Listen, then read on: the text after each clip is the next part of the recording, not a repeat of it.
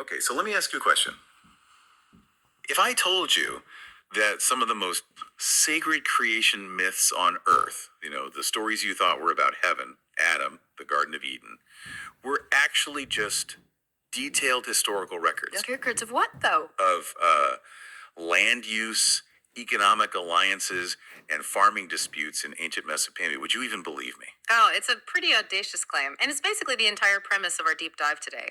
We're getting into the work of a scholar named Safa Kasmaz. Right. A theologian, a thinker, and he found something he calls modern scientific atheism. He did, and he's proposing we fundamentally change how academics and historians read religious history. He calls it the sociogonic reading method. Good, let's unpack that mission. Yeah. Kasmaz is essentially arguing that so many academic paradigms are, flawed. Deeply flawed, because they treat these ancient concepts as mystical or cosmic. Right. So our mission today is to really get to the heart of his central claim that terms like the cosmic tree or the cosmic mountain or even the cosmic animal, they're not celestial ideas at all. Not at all. They're historical codes. They're codes for very real, very tangible human societal groups and their power structures. So the core argument is that when we translate an ancient word like gok sky or heaven into space or cosmos, we lose everything. We lose all the social context. We start looking up, to the sky for answers when we should be looking down at the ground. At social history. At the social history. And if we adopt the sociogonic framework, Kasmaz believes we can finally break what he calls the cosmic cycle of interpretation and interday and access 12,000 years of actual concrete human social history. So we're basically moving the whole conversation from metaphysics, what's the nature of existence, straight into sociology. What's the nature of human relationships and, production? Precisely. We are moving from the sublime to the systematic. All right, so where do we start with this reading method? What's the foundation? The foundation is a concept that Kasmaz establishes, a kind of geographical and sociological division. He calls it the sociogonic magnet, the sociogonic magnetus. Yeah, and this entire concept, it all centers around the Euphrates River, which, historically dictated the entire social and economic landscape of Mesopotamia. So the magnet has two poles, I'm guessing, and they represent two different societies. Correct. Two poles, two distinct societies based on where they were along the river. So the first pole is Guk. That's heaven, or upper. Upper. Geographically, it maps to the upper regions of the Euphrates, and sociologically, it's equivalent to the Akkad society. And these were the hunter-shepherds. The Av Kachoban Toplum. Yes, they were all about mobility, freedom, a nomadic existence. Okay, so that's one pole. What's the other? The other is Ur or Toprak, so earth, soil, or the lower pole. That maps to the south, the lower regions of the Euphrates, and it's equivalent to the Sumer society. The settled agriculturalists. The farmer, the Shifchi Toplum, exactly. Tied to the land, they established hierarchies. They were focused on large-scale production. And this basic split, north versus south, nomad versus settler, it establishes these two core human prototypes that are just woven through religious literature everywhere. And this is where it shifts from just being about economics to theological identities, right? The Akkads, the Guk people, the mobile shepherds. Yeah. They become the prototype of the mortal, sacrificial, only perfect son. Yes. And Kasmaz defines this as the prototype embodied by Ista, or Jesus. And you have to ask, why perfect? Right. Because the shepherd society, being so mobile and individualistic, it valued physical perfection for survival. They were free spirits associated with the mortal souls or the community of spirits. And that perfection makes them the ideal, the unblemished sacrifice. Wait, okay, hold on. Why does a nomadic life automatically lead to this perfect identity while the farmer is flawed? That feels like a big jump. It connects to the economics of it all. The farmer is literally tied to the land, and land is imperfect, right? It doesn't yield evenly. It requires a whole community hierarchy to manage, and the farmer is just fundamentally dependent on the soil. So that dependence is the flaw. That dependence is the flaw, the imperfection of being chained to physical labor. But the shepherd, conceptually, is free from the land. He moves across it. His life is about quick action, individual strength. And that creates this idea of the perfect physical specimen. Which is such a sharp contrast to the other prototype, the Sumerian one, the living flawed big son. Embodied by Adam, or the Sumer god Dumuzi. The community of living ones. Exactly. The agriculturalists. Hierarchical, community-based, and flawed because they represent settled life, mass production, all that dependence on a communal structure. For Cosmas, Adam isn't the first man. He's the archetype of the settled farming community of the South. And this is where the implication for history just becomes, well, staggering. This sociogonic magnet really disrupts centuries of scholarship. It really does. What's so fascinating is how it just dismantles these foundational assumptions. I mean, for centuries, you had Enlightenment thinkers, Marx, Voltaire, who all believed that Christ is a Jew and Christianity sprang from Judaism. A pretty standard idea. Right. But Cosmos argues that's completely misleading. The real foundational difference isn't religious lineage, it's the irreconcilable social and economic differences between two ways of producing things. So you're saying the conflict is really between the free, individualistic, nomadic shepherd, the Akkad prototype, and the hierarchical, land-bound community farmer, the Adam Silixumer one. Yes, they're just different modes of life entirely. The religious conflicts we read about are, in this view, just the reflections of ancient land disputes, grazing rights, struggles over who controls the water and who controls the harvest. It changes the entire basis of Western theological history, from a debate about spiritual doctrine to an analysis of economic tension in one specific area thousands of years ago. That's the lens, and once you have it, you can apply it to the texts. Okay, let's do that. Let's apply it directly to Genesis. Cosmos looks at the creation stories, specifically where God provides all green plants for food. Genesis 1.29-30, yeah. And he argues that the 6 key things listed there, wild animals, kai, birds, reptiles, breathing animals, green plants, that this isn't a literal list of fauna and flora. No, it's a code. They are codes for specific Mesopotamian social units. We already have the 2 core equations from the magnet. Guk, or sky, equals Akkad society, and Yeshel Atlar, green plants, equals the Nebutyler societies. Specific groups known for relying on certain plants. Right, and the specific jargon used to define the Sumer pole is crucial here. The phrase Yashayim Kan, Living soul or life. or carrying living breath. That jargon is so important. Cosmos identifies that precise phrasing as belonging only to the Sumer Dumuzi period, the era of the agricultural settled community. It was their cultural identifier. It defined the social units inside Sumer society. And this is where that cosmic illusion you mentioned really starts to break down. Cosmos, in his Cosmic Illusion manifestos, says the error is all in the modern translation of the ancient word for sky, Ashamu. It's a huge translation error. Modern academia translates Anjamu as space or cosmos. Right, which immediately injects this celestial meaning that maybe wasn't there. Cosmos insists it wasn't. Historically, the term was purely a geographical and political term.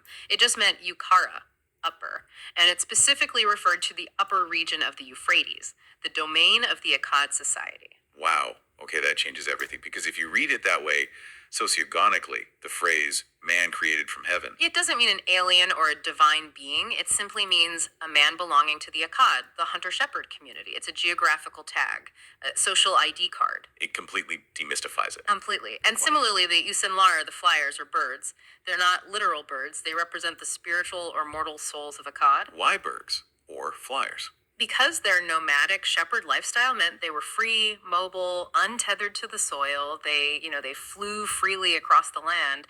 It reflects a social status of mobility, not a species.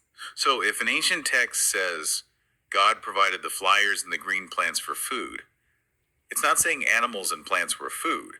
It's saying the Akkad society, the flyers, and the Nebular society, the green plants, were available as resources. Or perhaps available as sacrifices for the dominant group. That's the disturbing implication. It is, but you see this view confirmed when you look at the Sumer myth, Enki, and Ninhursag. It uses almost identical lines to Genesis about the field and the plant not having grown yet. The similarity just confirms that they are describing a societal transition, the establishment of settled agriculture, not a cosmic beginning of the world. So if these myths are actually social contracts, then the rituals have to be redefined too. Absolutely. Cosmos argues that the big narratives like the flood stories, the Enlil-Elo flood from 6,000 years ago, they weren't global catastrophes. They were ritualistic definitions of a brand new social alliance. An alliance between who? Between the settled, civilized Sumer farmers and the wild, nomadic Akkad shepherds. So the famous line in Genesis 2.5 that God had not sent rain upon the earth, that gains a totally different meaning. It does. The word yamur, rain, is a code. It's code for the Tükenensel Baskına, the flood or deluge ritual. A ritual. A ritual used as a tool for creating and cementing this alliance. The reason Adam's creation was necessary was because, as the text says, there was no wild seedling on the earth. The concern was institutionalizing control over these two groups. And this alliance, this social contract, it needed a new system of sacrifice. This is where the story gets pretty dark. It does. Cosmos suggests that the very earliest stages of this alliance involved, well, institutionalized, legalized cannibalism. The food descriptions in Genesis refer to specific social units being consumed or ritually subjugated. That's a grim reality. It was a grim reality of establishing order. But over time, the actual human and child sacrifices, which happened in the sacred pits and fires of the priests, were gradually replaced. By what? By plant and animal totems. So the religious totems we see today are placeholders for human groups that were once sacrificed to keep the social order. Exactly, and you can see the ghost of this in rituals today. Cosmos points out that things like marul, lettuce, morsohan, purple onion, and kuzu lamb on modern ritual plates are direct symbolic replacements for actual human sacrifices from millennia ago. Which would explain certain cultural taboos.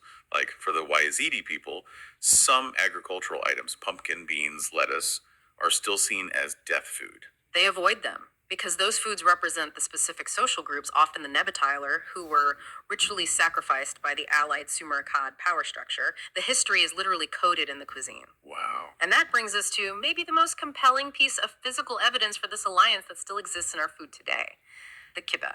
The Izli kofta. The Izli kofta, the Holy Alliance meal, the kutsal itifaki amezi. Okay, tell us how a common dish manages to be a 6,000-year-old social contract. It's just. It's perfect sociological engineering in the form of food. The dish is built on the two primary economies. The inside filling is it meat, that's Akkad, the shepherds, And the outer shell. is tahal grain, that's Sumer, the farmers. This dish, which you find all across the Fertile Crescent, is the symbolic edible contract. It literally takes the product of the nomadic society, meat, and encases it within the product of the settled society, grain. And the shape of it is part of the metaphor too. The form is key. The root QBB means rolled into a ball, which is related to the architectural term kubi, a dome. A unified structure. It symbolizes the unification of two separate, previously conflicting elements, meat and grain, shepherd and farmer, into a single, stable structure, the alliance. Even how it's cooked, boiled in water, or fried in fire, reflects local rituals used to consecrate the union. It's a sociological text that you can eat. So these readings, by identifying the economic groups and their alliances, they're really laying bare the foundation of social hierarchy. Absolutely. We move beyond just the prototypes of Dumuzi and Isa, and we start to see the codified structure of a ruling power block. Which we later see solidified in things like Hammurabi's laws. For sure, with its rigid categories. The wardom, the slave, the mushikanum, the resident, the awalim, the citizen. The religious texts, in Cosmos's view, they aren't just fables. They were the essential sociological records detailing this necessary shift from a world of nomadic freedom to establish hierarchical land-based power. So let's apply the sociogonic magnet to one last sacred site, Jerusalem, Kudus. If Guk is the upper Euphrates and Yer is the lower, where does Jerusalem fit? Cosmos suggests that Kudus isn't primarily a fixed geographical city, not in the way we think of it. It's the designated center of the community of the living. The Sumer-derived Dumuzi-Kan line. Yes. It's conceptually described as the below of the below. Its status as a kabul, a direction of prayer, and its name, which might be connected to the Kiev ritual, all of it underscores its social, land-based importance. It's the center of the settled farming culture, the capital of the settled world. So the conclusion of the manifestos is pretty clear then. When we stop looking to the sky for cosmic answers, and we look to the soil, production, kinship, power, And sacrifice sharing. the myths stop being mystical. They become real, powerful accounts of ancient human social engineering. That's the ultimate takeaway. The belief that sky equals cosmic is, well, a modern academic fallacy, one that conveniently obscures real social and economic divisions. The order is established by society on the ground through contracts and power. It never descends from heaven, the animal, the tree, the mountain. They're sacred because they are society-defining social codes. So we started this whole deep dive by challenging the idea of the cosmic. We did. And if we accept this framework that Gok upper equals the nomadic shepherds and Ur lower equals the settled farmers, I mean, what does this imply for our modern world? We still use these metaphors constantly. High culture versus grounded reality, or spirit versus earth. So if the division between the freedom-loving, perfect shepherd and the hierarchical, flawed farmer is really this foundational conflict that shaped the world's most sacred stories, are our modern divisions just echoes of that same ancient Mesopotamian power struggle? The tension between mobility and being rooted, between individual freedom and the needs of the community. It does raise a pretty provocative question, doesn't it? If the history of divinity is actually just the history of alliance management between meat eaters and grain eaters, what other cosmic truths that govern our politics and our social biases are just ancient history books in disguise? Something to mull over until our next deep dive.